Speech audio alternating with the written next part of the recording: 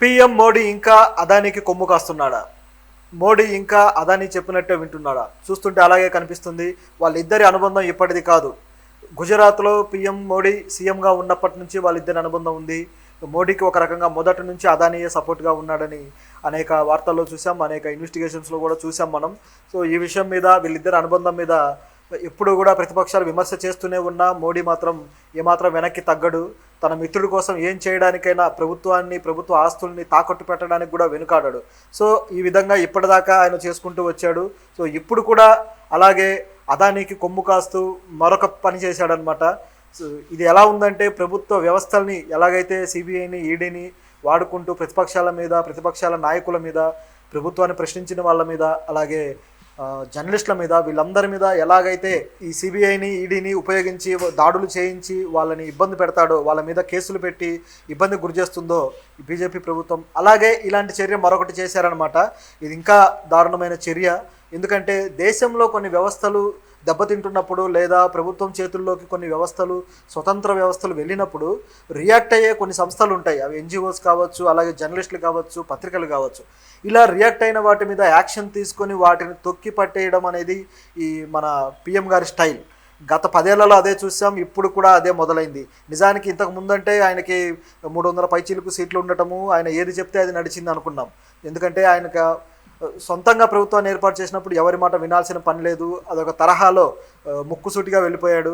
కానీ ఇప్పుడు అలాంటి పరిస్థితి లేకపోయినా సరే, ఇప్పుడు సంకీర్ణ ప్రభుత్వం అయినా సరే మోడీ ఏమాత్రం వెనక్కి తగ్గడం లేదు, తను అనుకున్న చేసుకుంటూ వెళ్తున్నాడు. ఇది భవిష్యత్తులో ఆయనకు కాస్త ఇబ్బంది కలిగించే అవకాశం ఉంది, అయినా సరే ఆయన లెక్క చేయడం లేదు. మిత్రుడి కోసం ఇంత చేయడం, అది కూడా నిబంధనలన్నీ తొంగలో తొక్కి ఆయనకు చేయాల్సిన అవసరం ఉందా? అసలు ఏం చేశారో ఏంటో చూద్దాం. అదాని అంటే తెలిసిందే కదా. అదాని భారతదేశంలో ప్రస్తుతానికైతే సంపన్నుల్లో, అత్యంత సంపన్నుల్లో 2వ స్థానంలో ఉన్నాడు. మొదటి స్థానంలో ముఖేష్ అంబానీ ఉన్నారు. ఒక దశలో అయితే దేశంలోని అత్యంత సంపన్నుల్లో అదానీనే వచ్చారు, గత ఎలక్షన్లకు ముందు ఒక 6 నెలల క్రితం కూడా. అలాంటిది అంత స్థాయికి ఎలా వచ్చారు ఏంటి అనేది మనందరికీ తెలుసు.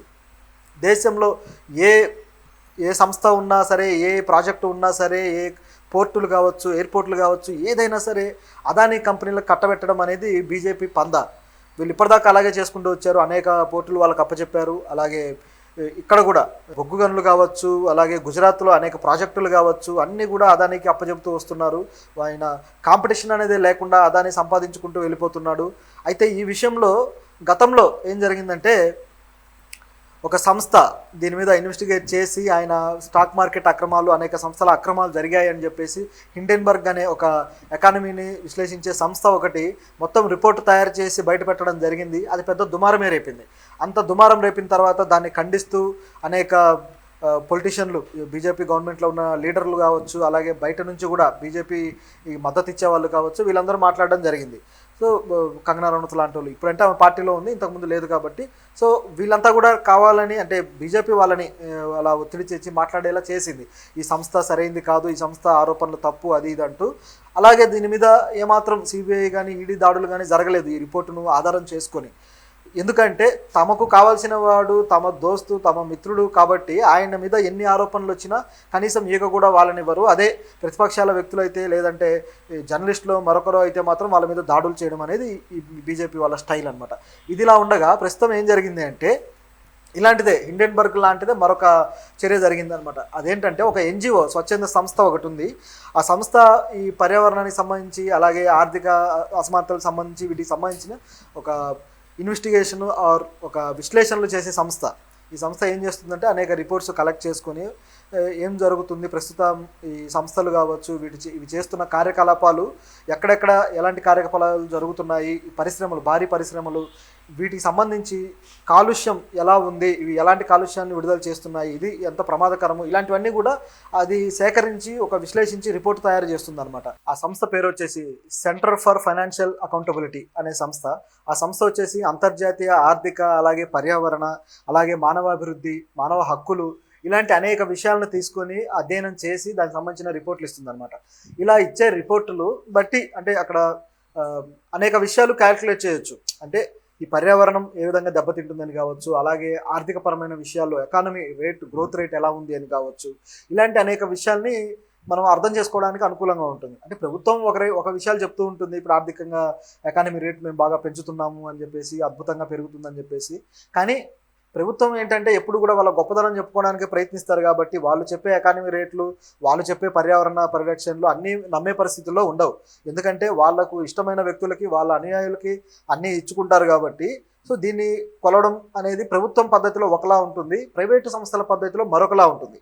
ఈ ప్రైవేటు సంస్థలు ఏంటంటే వాళ్ళు పర్టికులర్గా వాళ్ళు ఎన్జిఓస్ కాబట్టి వాళ్ళ సొంత ఇష్టంతో ఇంట్రెస్ట్తో చేసే పని కాబట్టి ఇది కాస్త జెన్యునిటీ ఉండే అవకాశం ఉందన్నమాట. కాబట్టి ప్రైవేటు సంస్థల రిపోర్ట్లు అనేవి ప్రజలు కానీ జర్నలిస్టులు కానీ నమ్ముతారు, కానీ ప్రభుత్వాలు నమ్మవు. ఎందుకంటే వాళ్ళ మీద ఆరోపణలు చేసినట్టుగానో మరో విధంగానో వాళ్ళు భావిస్తూ వస్తుంటారు అనమాట. హిండెన్బర్గ్ మీద అలాగే యాక్షన్ తీసుకున్నారు. ఇప్పుడు ఈ సంస్థ కూడా, ఈ సెంటర్ ఫర్ ఫైనాన్షియల్ అకౌంటబిలిటీ అనే సంస్థ మీద కూడా, ఈ సంస్థకు ఏం చేశారంటే విదేశీ విరాళాల నియంత్రణ చట్టం ద్వారా దానికి సంబంధించిన రిజిస్ట్రేషన్ని రద్దు చేశారు. అంటే విదేశాల నుంచి వీళ్ళకి వచ్చే విరాళాలు ఏవైతే ఉన్నాయో అవి తీసుకోవడానికి వీలు లేదు, మీకు అర్హత లేదంటూ ఆ రిజిస్ట్రేషన్ని రద్దు చేశారనమాట. అది ఈ విషయాన్ని హోంశాఖ ఈ సంస్థకి ఆన్లైన్లో తెలియజేసింది, డైరెక్ట్గా కూడా చెప్పలేదు. ఇంకా కేంద్ర ప్రభుత్వం కూడా ఇంకా దీనికి సంబంధించి వీళ్ళకి ఇట్లా రద్దు చేశామని చెప్పేసి ప్రకటన కూడా చేయలేదు. హోంశాఖ ఈ నిర్ణయం తీసేసుకొని చేసిందనమాట, తెలియజేసింది. సో ఈ విధంగా ఈ సంస్థని దెబ్బ కొట్టాలని చెప్పేసి ఎందుకు అనుకున్నారంటే వీళ్ళు ఇచ్చిన రిపోర్టు, ఏ రిపోర్ట్ అయితే ఉందో ఆ రిపోర్టు అదానీ కంపెనీలకు సంబంధించి వ్యతిరేకంగా ఉండడము, అది కూడా ప్రభుత్వాన్ని ప్రశ్నిస్తూ ఉండటంతో వాళ్ళు రిపోర్ట్ ఇచ్చిన కొద్ది రోజుల్లోనే ఇలాంటి నిర్ణయం తీసుకోవడం జరిగింది. ఈ విషయాన్ని మరి జర్నలిస్టులు ఇంకా ప్రశ్నించలేదు, ఇంకా సోషల్ మీడియాలో కూడా ఇది వైరల్ అవ్వలేదు. అలాగే మిత్రపక్షాలు కూడా ఇలాంటి విషయాలు జరుగుతున్నప్పుడు చూస్తూ ఉండటం సమంజసం కాదు. ఎందుకంటే మిత్రపక్షాలు కాస్త గట్టిగా ఉంటేనే ఈ పరిపాలనకు సంబంధించి ఏవైనా సరే నిజాయితీ కలిగిన ఇలాంటి ఒపీనియన్స్ అన్ని బయట పెట్టడానికి వీలవుతుంది. ఇక ప్రతిపక్షాలు అయితే ఈ విషయాన్ని క్వశ్చన్ చేస్తున్నాయి. మరి ఇది ఏమవుతుందో చూడాలి. దీంతోపాటు అసలు వాళ్ళు ఏ విషయాన్ని పర్టికులర్గా పట్టుకున్నారంటే గుజరాత్లో కచ్ ప్రాంతంలో అదానీకి పరిశ్రమల కోసం కొత్తగా అదనపు పరిశ్రమలకి కొంత మంజూరు చేశారనమాట.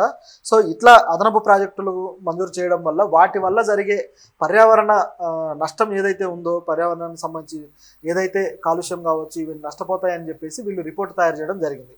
కొన్ని రోజులకే ఏం చేసిందంటే FCRA రిజిస్ట్రేషన్ను కేంద్ర ప్రభుత్వం రద్దు చేసింది హోంశాఖ. ఇప్పుడు ఈ సంస్థ ఇబ్బందులు పడ్డట్టు అయింది. సో ఈ సంస్థ ఏం చేస్తుందో చూడాలి.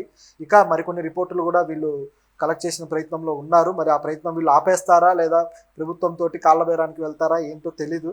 కానీ ఈ చర్య మాత్రం తీవ్రంగా ఖండించాల్సిన చర్య. ఎందుకంటే అదానీ కోసం మోడీ పనిచేస్తున్నట్టుగా ఉంది. అదానీని నిలబెట్టడానికి, ఆయన కంపెనీలని, ఆయన ఆర్థిక సామ్రాజ్యాన్ని కాపాడడం కోసమే పనిచేస్తున్నట్టుగా కనిపిస్తుంది. గత ఎలక్షన్ల ముందు కూడా మోడీ ఒక మాట అన్నారు. ఈ రాహుల్ గాంధీ నిన్నటిదాకా అదానీ అంబానీకే మేము సేవ చేస్తున్నాం అన్నట్టు మాట్లాడారు. ఈ రోజు ఎందుకు మాట్లాడటం లేదు, అదానీ దగ్గర ఎంత తీసుకున్నాడంటూ మోడీ రాహుల్ గాంధీని ప్రశ్నించాడు. చాలా విచిత్రంగా అనిపించింది ఇది విన్న అందరికీ కూడా. రాహుల్ గాంధీ కూడా ఎస్ నేను మళ్ళీ ప్రశ్నిస్తా, మీరు సమాధానం చెప్పన్నట్టు ఆయన తిరిగి కౌంటర్ ఇవ్వడంతో మళ్ళీ మోడీ సైలెంట్ అయిపోయారు. ఇలా ఏదన్నా ఎవరైనా సరైన కౌంటర్ ఇస్తే సైలెంట్ అవ్వడం మోడీకి అలవాటే. దాన్ని అలా ట్రాక్ తప్పించేసి వేరే ట్రాక్లోకి తీసుకెళ్ళిపోతుంటాడు. ఆ విధంగా అదానీ మీద ఈయన సెటైర్ వేద్దాం అనుకున్నది సాధ్యపడలేదు. ఎందుకంటే ఆయనకు కొమ్ము కాసేది, ఆయనకు భుజం తట్టేది, ఆయన్ని నెత్తి మీద ఎక్కించుకునేది మోడీనే కాబట్టి.